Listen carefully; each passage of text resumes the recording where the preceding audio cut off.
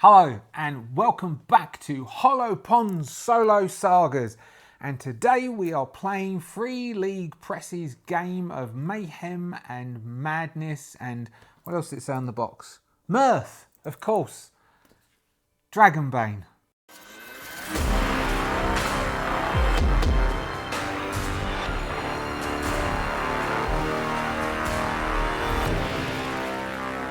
So, this would be our 12th episode of Quackbane's adventures down the Deepfall Breach with Gorham, Eartha, the cat, not the dead human Eartha, Kit, as he continues to pursue the quests as assigned to him by Stonegaze, all on the back of wanting to deliver something from the barkeep in outskirts. I can't remember what the bar's called. It's called the Three Stags.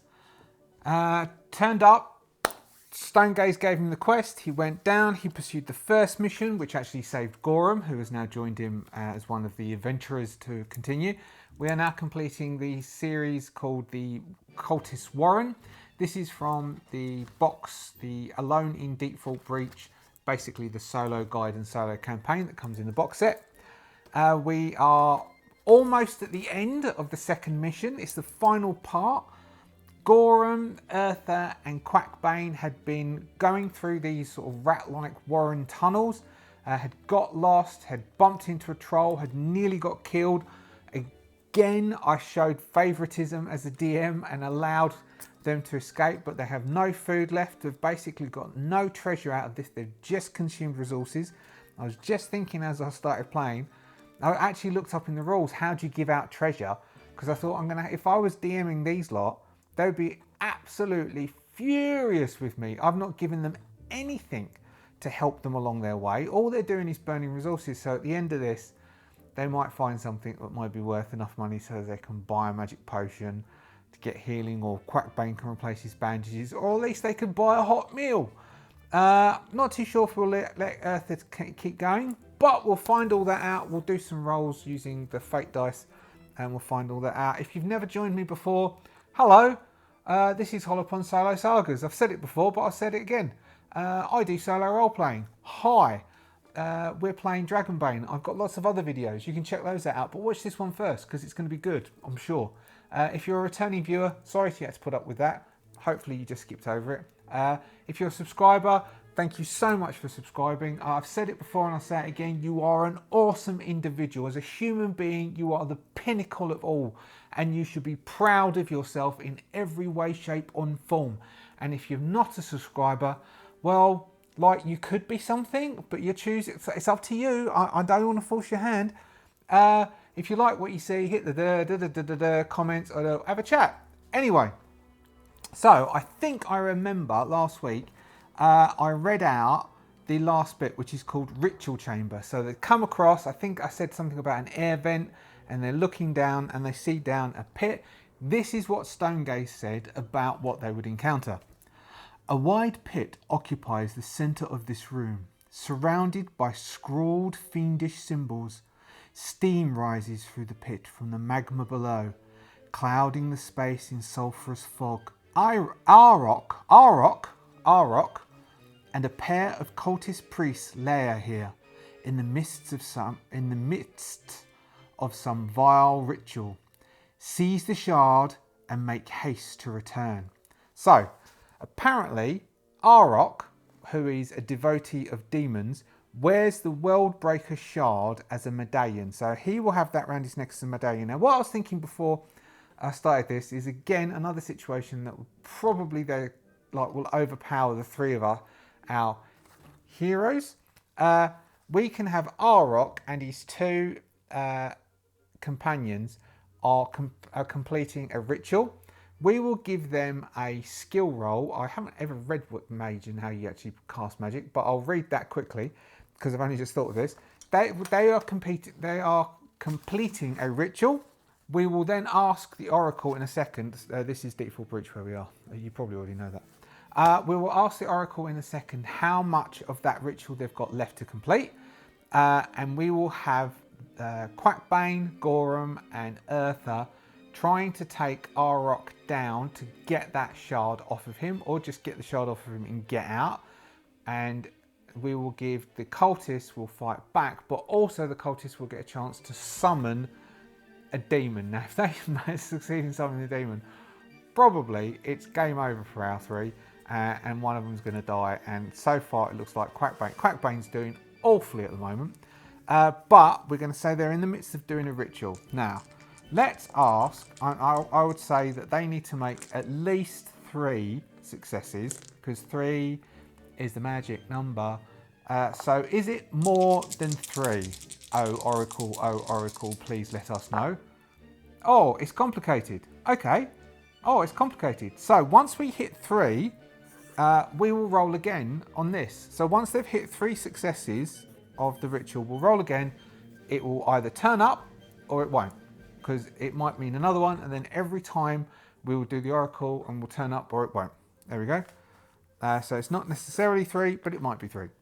So what we've got circular pit.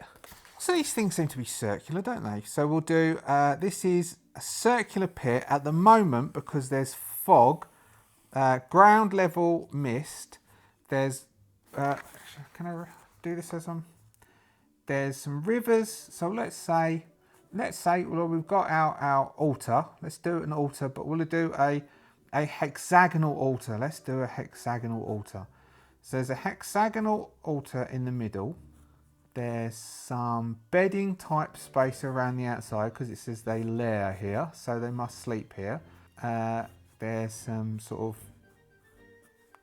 toiletry type things there, but through the floor there runs these rivers of lava, because we've also got this threat that's going to trigger off as well, probably in the middle of this if things go badly. And we will have the 3 of them. We will have a rock. We will have, let's think it, what shall we call this one? Oh, I know, Cultist 1. And what shall we call this one? Oh, I know, Cultist A. And they are around this 1, 2, 3, 4, 5, 6, 7. Yeah, hexagonal altar, which is quite big. There's various different things. Oh, let's put some gemstones in here. There's various gemstones. Why did I draw a heart and a diamond? I might as well draw a spade now. Or I can't. And a club. I think I'm thinking of Twilight 2000. I kind of miss Twilight 2000. And so they're there. They are completing the ritual. They're saying words. We've got glowing script around the outside. And somewhere up here, there's some vents. Now, there's probably exits at the bottom, but Eartha, Gorum and Quackbane, from being up in a vent, say up here, because it's on the other side so it makes it harder, can't see that. So there's this tunnel that they've sort of pursued down, and they're now looking through this sort of whole vent down. Let's see. Let's ask the Oracle. What do we want? Is the vent tall enough to safely drop? Like, can we safely drop down? Very much no. Okay, at the moment they couldn't safely drop down, so can we climb down? Yes. Okay, so yes, it would be possible to climb down, but it's not safe to drop down. Okay. So I need to quickly look up climbing. Okay, climbing is acrobatics. Oh, okay. So you have a school of magnetism, a school of magic being elemental, mentalism, general magic, or animalism. So what would they be? All right, we'll give them. They will have a, unless it's already in here. Okay, so we are going to make Auroch. So we've got Auroch is an archmage. He's the equivalent of an archmage, which gives him a school of magic of 15. He's got hit points of 22. And he's got staves of 13, and he'll have a staff. Now, the only magic that he is going to be attempting to cast is finishing off this ritual. Then he's got 2 cultists, Cultist 1 and Cultist A. They are just the standard evade of 14, knife of 12. Oh, a knife of 14. hit points 12. So we have Arok and 2 cultists. Arok being an archmage, so he is a high level character. And then we've got 2 secondary level characters who will be attempting to defend him to allow Arok to complete the quest, complete the ritual. So they're at the top, can't drop down, they can only climb down. Climbing is an acrobatic skill. Magic, I don't know if you... So to cast magic, you need to have taken the heroic talent of magic user, which allows you to pick a school of magic, and you automatically would get the base level skill in that school of magic that you've associated to, and magic is associated with your intelligence. And so based on what your intelligence stat would be, your initial skill would be a certain level, and then it's doubled because you have a talent, i.e. you're trained in it. And so our archmage Arok has a magic of 15, so he is trained in that, and we like the 3 schools in there was animalism, elementalism, mentalism, and general. This would be demonism, or a demonic ability. So he's not going to be casting spells because he is going to be using his rounds, his 3 rounds, to try and summon the demon, to make successful rolls and summon the demon. I will say that if he gets hit by if he gets hit by damage, then he will need to make, we'll call it a concentration roll, which we'll call it willpower, which will say he's got a willpower of 14, which is the same as Quackbane's. A will of 14, and he will need to roll a will check to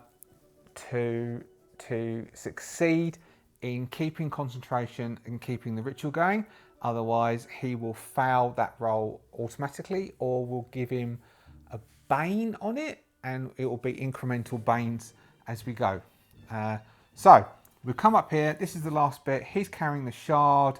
We don't know whether there's any access. There's lava flowing at the bottom, which will then trigger our threat, probably. We've got our cards. We've got some diamonds and treasures in there. There'll be a couple of treasure cards around here. I think we are set. Right then. So, I don't know if I need to read out what Stonegaze said, because I think if you all stop cramming in as I'm looking down there, terribly sorry. Yeah, sorry. But we can see what we're up against. Now, I am assuming the geezer who seems to be casting a spell. Should we really be talking if he's casting spells? Shouldn't we do something? No, wait a minute, Gorham. Let me set the scene, lad. Now, I reckon he's the one we've got to go for. So, Eartha, do you reckon you can shoot arrows at him and put him off? Yes, I'm pretty sure I can do that. Because you haven't done very well so far, have you, darling? No, I've done the best I can. Well, best you can, best you can. Right, Gorham, I reckon you and me are going to have to get in and get dirty. Wah. I wondered when you were going to quack. It was like you forgot you quacked. Yes, Gorham, thank you very much. Yes, I am ready to go in, although I am low. Well, not low, because that makes no sense. I do not feel very well. No, lad, and neither do I. Not very well at all. Both of them are pretty bad. Gorham's actually in a better state. It looks here. I can't tell. No, he can't be on full hit points. I thought he was on half hit points. I thought he was on 7. So I'm going to say that Quackbane is on 7 hit points. And if I'm wrong, because I've misremembered last week, put it down in the comments, because I may have killed Quackbane. And willpower points, we've got 9 consumed, which leaves him with 5, which isn't great, but he could do a round rest and get some willpower points back. Now that might be useful to do and give us an advantage. Yeah, we do need rations. So, all right then, maybe we can do an ambush, but we're going to have to climb down first. So, Eartha, stand here, take aim. Me and Gorham are going to climb down and see if we can ambush them. Wah. If we fail, wah, shoot them. Yes, Quackbane. See, leadership potential. Told ya. Wah, wah. Okay, so we will have Gorham and Quackbane are going to try climbing down. Gorham doesn't have acrobatics. If if they survive this, I'm going to do Gorham a character sheet, and Gorham is going to follow Quackbane for the rest of this because Gorham's got nothing better to do. I said he had a con of 16. He's got an evade of 8. If he's got an evade of 8, then we can probably say his agility is 10. If he's got an evade of 8, then he's probably going to have an acrobatics of around 8. Alright, so do we make Quackbane do musician? No, we don't. Gorham is going to try climbing down. 4! He succeeds. Gorham climbs down. If it's high enough, yeah, so Gorham starts climbing down. Oh man, Quackbane, who has an acrobatics of 6. Come on. 2! Yes! Sorry. I don't apologise. They've been rolling so bad recently. I thought this was going to be a bloodbath. We're all going to die. So, Gorham and Quackbane, sneaky as you like, climb down. Although, has he got, what's his agility? No, his agility is not. He is not. So he is exhausted, sickly, scared, and that's it. But he's okay with his agility. So he's gone down. He's gone down. He's only got a sneaking on here. They've both got studied leather, so they've both got banes for sneaking. Right. Now, so they've both snuck down. And because of all the fog and the stuff, we've got Quackbane and we've got Gorham, who have both snuck down there, and they've both climbed down, and they're safely at the bottom. And there's all the mist is just coming over the top of them. So you can see a little duck head stuck above the mist, and then the camera pans next to him, where you can see like a massive head and shoulders stuck above. And they're both like looking at each other, quite surprised that they managed to get down there all right. Now, we'll have them try and sneak up so that they can do an ambush attack against these two. Okay, Gorham is going to sneak this way, Quackbane is going to sneak that way. Now, they do have banes on sneaking because they're both wearing studded leather. What is... okay, it's also agility. So we are going to give Gorham first. Sneaking up. Baned. No. Quackbane. A natural 1 and a natural 20. Alright. Quackbane is going to sneak up here, trip in the lava. Let's give him a plain acrobatics roll. Natural 1. Okay, that's cool. He's already got a dot next to acrobatics. So because he failed, he trips because of his 20, almost goes into the lava. Because he rolled the 1, he does a nice little roll and comes up next to this geezer here, standing up. And the black geezer looks at him and goes, "Who are you?" As Gorham stands up here, not as close. And we will then trigger initiative and just do normal initiative cards. Eartha will be at the top, and Eartha is going to try shooting Arrock. Hopefully, Arrock, not Kid Rock. He's a different bloke. So we will do all the cultists. No, we'll do Arrock as separate. So Arrock as separate. He's got a 9. Then we'll do the cultists. Oh, a 10. So both the cultists will go at the same time. Now we know that they all go first, don't we? We know that our lot all go first. 5 for Eartha, the cat person. 1 for Gorham, and then we've got Quackbane. 7 and 4. We could have Gorham switch with Quackbane, which would allow Quackbane to do musician to give them all an advantage, or we could give Quackbane, because these are normal people, they could give them a disadvantage, which might help with all of those rolls against concentration and against magic for Arrock, which seems to make more sense to me. So Gorham is going to switch his position with Quackbane. So Quackbane is going to go first, and Quackbane is going to taunt he's going to rely upon the old favourite, the football chant about ambulances and going home. He's gonna start going, cultist, cultist, cultist, you're going home. Cultist, cultist, cultist, you're going home. You're going home. You're going home in an ambulance. Doo-da, doo-da. You're going home in an ambulance. Doo-da, doo-da, day. And then they will charge in. So that's going to take him up 3 willpower points. So that's Quackbane going in. Now we've got Gorham. Gorham will charge in to this one here. So Gorham is going to charge it. Oh, we're going to make it. No, it'll be all right.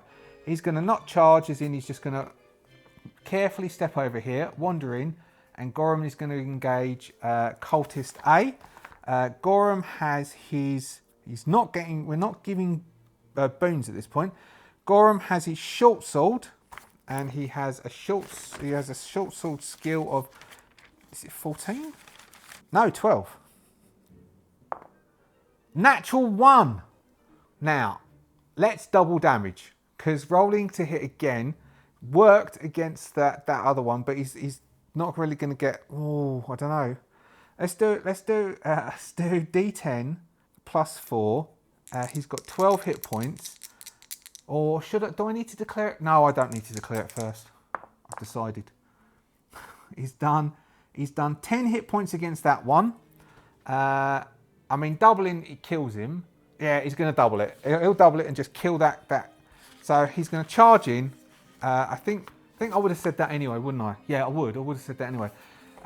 He strides just carefully. He calmly steps over, goes, hold on. Steps over the I'm ready.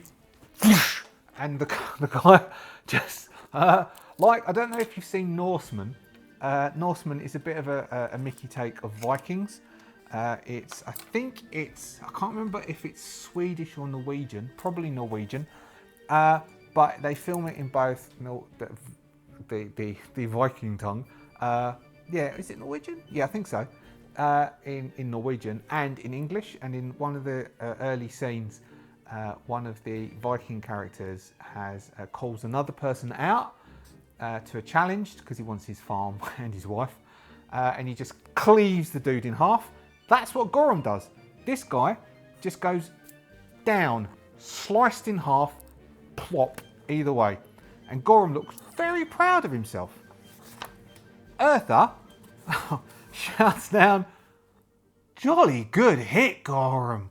And then he's going to attempt to shoot at Arok.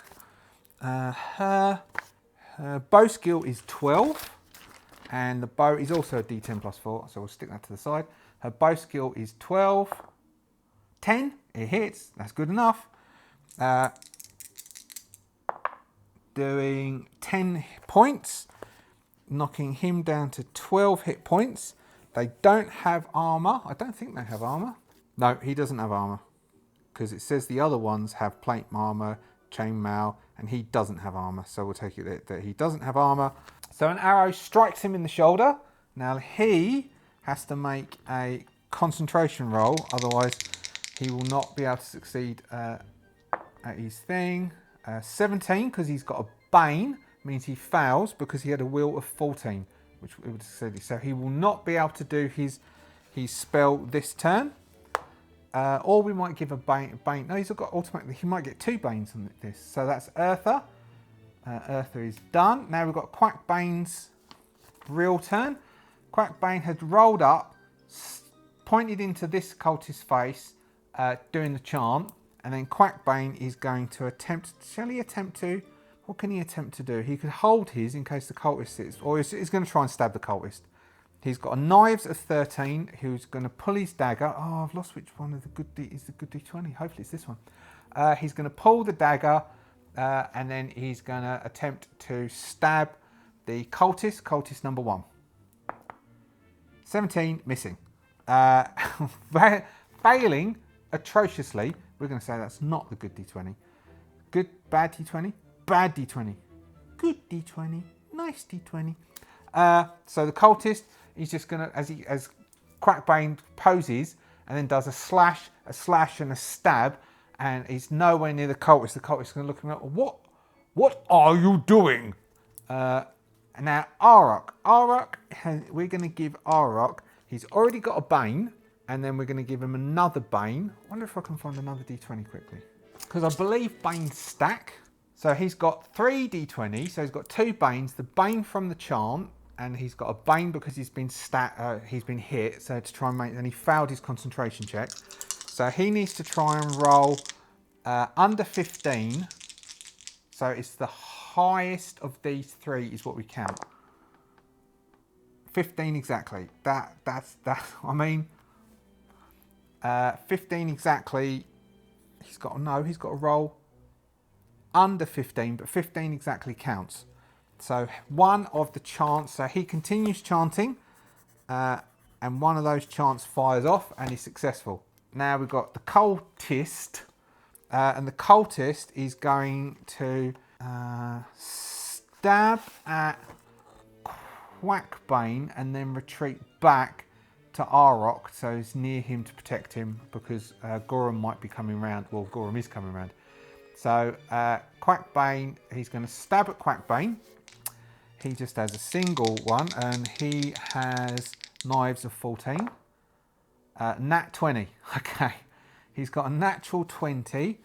Now there's a table here for, because he might drop the dagger. Where is it? Here it is. Demon effects. D6. A 4. You stumble into a new danger. All right. So, as I said, he is going to try and run this way. He is then going to attempt to... Oh, yeah. I did do the Bane. He is going to attempt to jump over this to try and get... So, he's tried to stab Quackbane. Not Quagmire. Quackbane.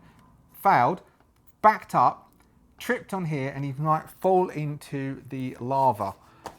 He needs to make a dex check. Let's give. So he's got an evade of 14. So he succeeds in tripping. He succeeds in saving himself. So we'll give him half damage. We'll say it's a d6. So he takes 2 points of damage.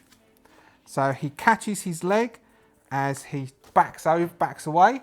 And he has retreated over to here.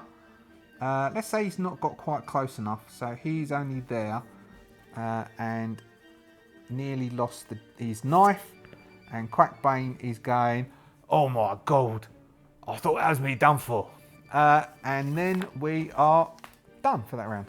So we have, Arok has, there's a static electricity in the air as the demon summoning is succeeding. Maybe one of those gemstones on the altar begins to glow, and a red sort of light seems to have lit up all of the mist all the way around. So we have Arok on a 9. We have his cultist pal on a 4. We have Eartha on an 8, which is good because it goes before Arok. We have Gorum on a 10, which is not good. We have Quackbane on a 3 and a 7. Now, is it better if we trade Gorum? Okay, we're going to trade Gorum's 10 with Quackbane's 3 to allow Gorum to hopefully get 2. Yes. So we're going to do. So Gorum is going to attempt to get 2 Arok before the cultist or Arok gets to act. So Gorum is going to attempt to run around and do an attack on Arok. Because he is running, or when the mist is on the ground, we are going to give him an 3 will do. 3 will do. Whether it's acrobatics or evade, Gorum has pulled it out of the bag for this combat. Oh, he's got his spare hand axe as well in case he loses short sword. So he runs around, and then he is going to. So he has now run across to where, skillfully jumping over the lava, not really taking his time this time. He's run across, and he is going to attempt to give Arok a good old chippy chop. Hopefully this is the low roller. 2, yeah, that's good enough. He dives in, does a stab with the short sword, doing a d10 plus 4. Come on. Doing, oh, gosh, darn it. Doing 12 points. Hold on, he's on to it. 9, 10, 11, 12. He's on 12 points. Okay. What's the time? All right. Basically, charging across, making the roll. Arok is about to cast the final part of the spell. Gorham lunges in. We haven't done so. Am I? He lunges in, stabs Arok in the chest. Arok looks down and looks up and says, I wasn't expecting that. Neither was I. Honestly, I've cleaved him and now I've done for you. And then Arok falls off the knife and falls below the mist, and the static energy that was building up sort of makes a big sort of noise and just dissipates across. And this cultist looks a little bit concerned for himself. And now it's him. I think he, who's already been hurt by the, he is going to, I think he would give up. He may, okay, we're going to lean towards a yes for this. Is he going to give up? Very, very, very much yes. He is going to say, I'm terribly sorry. I'm terribly sorry. He drops his dagger. I'm terribly sorry. I can show you where we keep all the treasure. I'm terribly sorry. Whatever it is you're here for, it's yours. Let me go and let me live. And Gorham's going to go, Arr! And go charging into him. And Crackbane's going, hold on, fella, hold on. He mentioned treasure.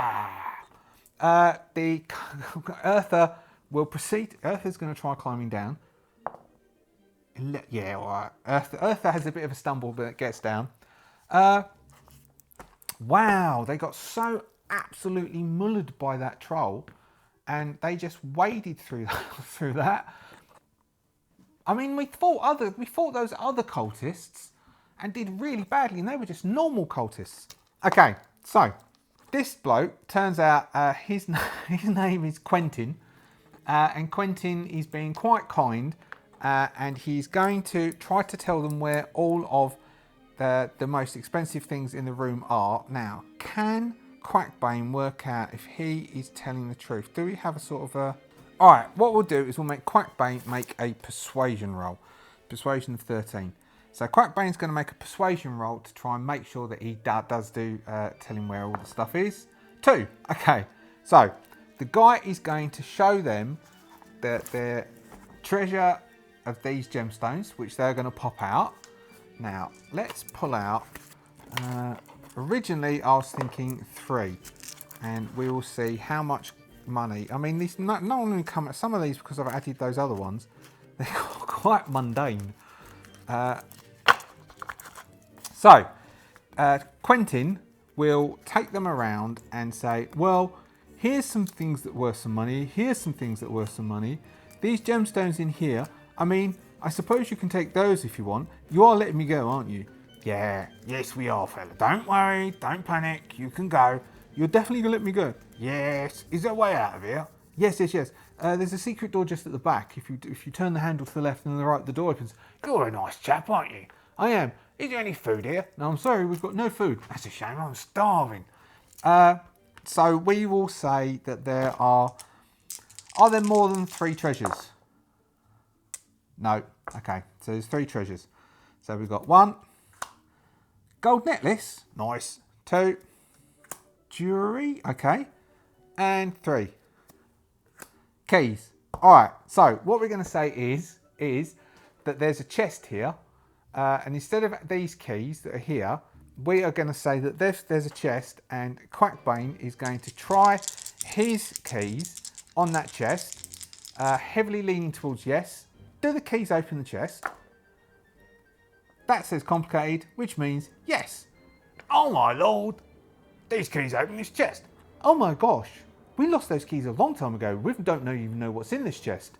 Are there more than 2 treasures in this chest? Yes. Make it 4.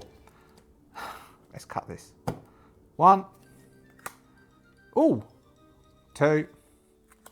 Oh. 3. Oh. 4.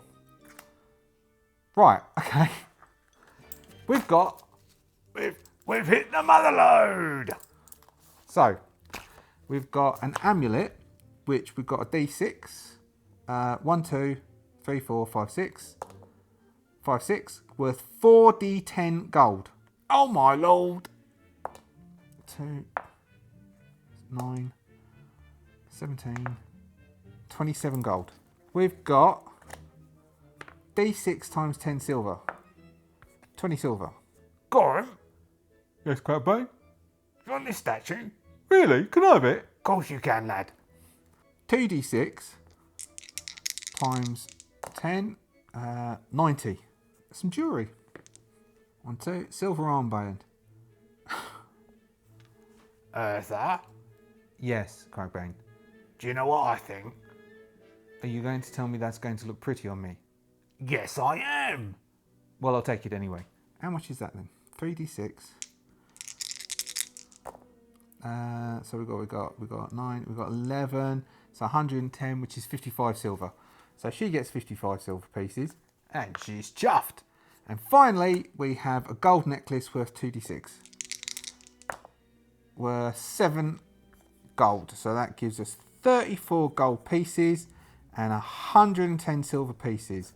Not really that much when you think about it, but we are going to say that the 2 gemstones that they managed to pry out will give them 100 gold pieces, which we will spend on 2 health potions, because that's going to help later on. So they've got 2 gemstones. They're worth more, but that's what they'll get. They've got all of these nicks and knacks, but they will come to that much money.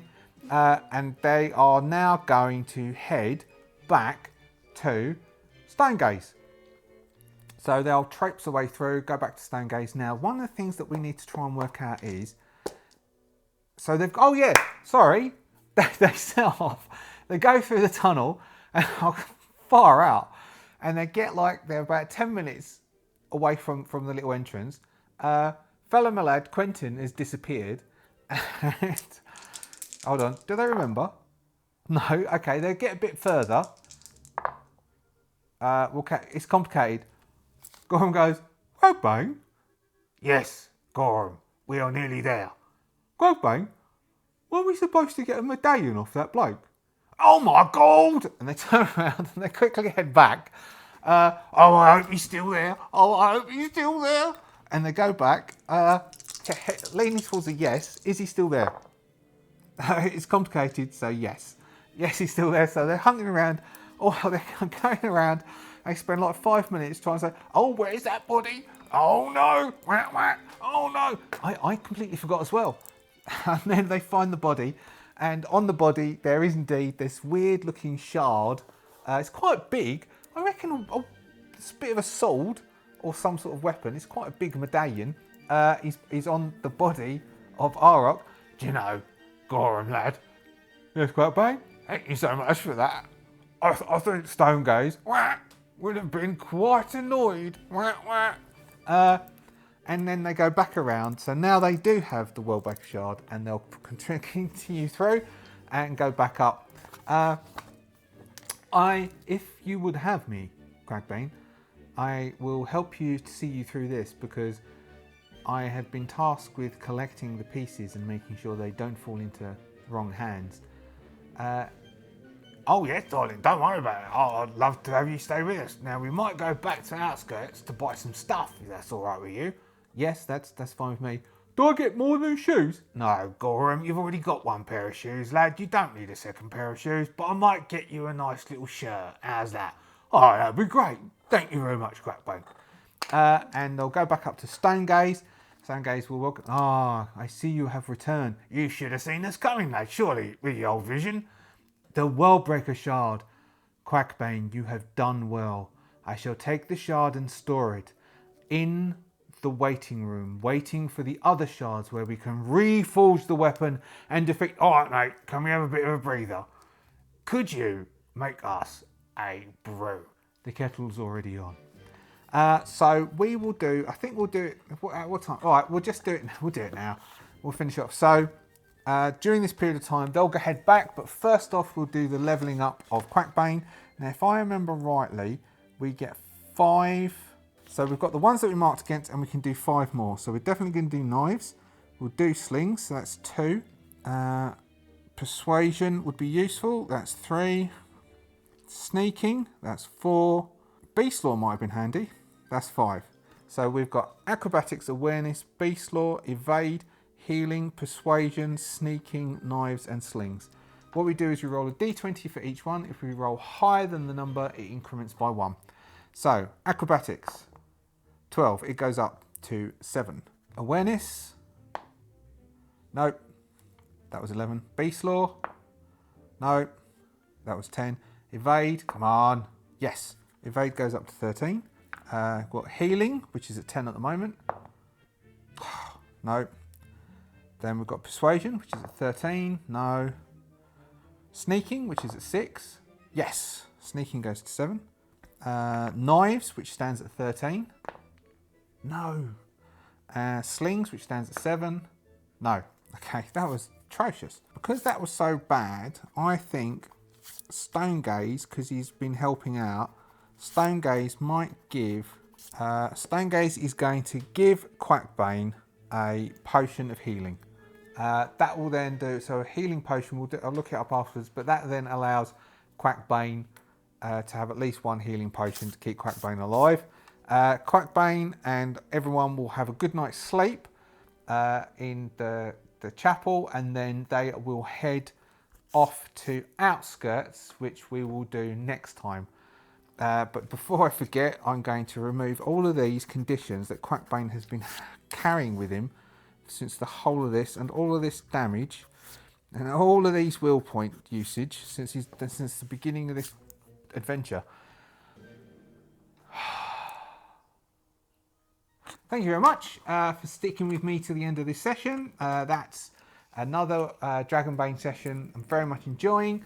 We shall probably see this through to the end. I don't know how long it will take to see this through to most of the end of the solo campaign.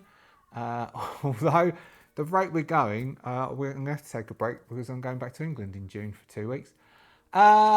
Anyway, thank you for joining me till the end of this Dragonbane session. We have seen Quackbane, Gorum and Urthel complete one extra bit. They will continue their adventures next week, probably going into Outskirts to do a bit of shopping. And until then, have a good time and I shall see you later. Goodbye.